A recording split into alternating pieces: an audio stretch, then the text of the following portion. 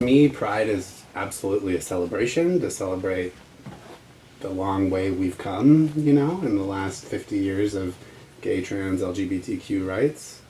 So it's definitely a time to celebrate those accomplishments and honor those that came before us, but also to bring to light, to the forefront, that there's a long way left to go. The Western Montana LGBTQ+ Community Center is one of the oldest centers of its kind in Montana.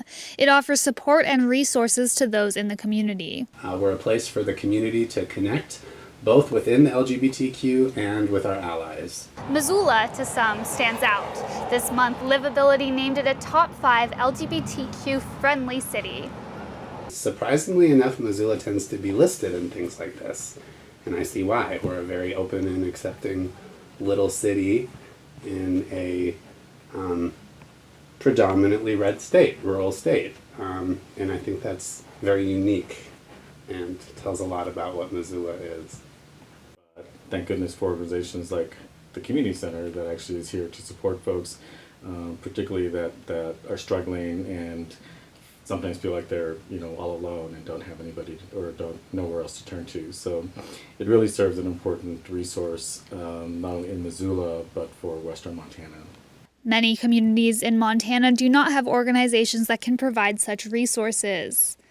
In Florence, the recently started Gender and Sexuality Alliance Club at the school has sparked policy questions. In Missoula, that conversation looks different. The city adopted a non-discrimination ordinance in 2010, providing a bit more padding around groups like GSA. However, these students are also reporting challenges.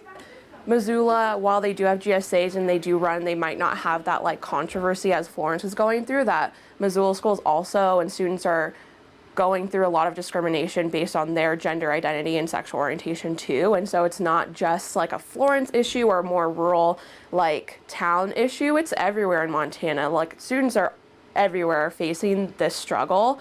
Empower MT is a leadership development organization based in Missoula. They coordinate statewide for the GSA network. While there is a lot of people, saying some pretty harsh and discriminatory things about this GSA club or just LGBTQ+ folks in general, there are some really great advocates.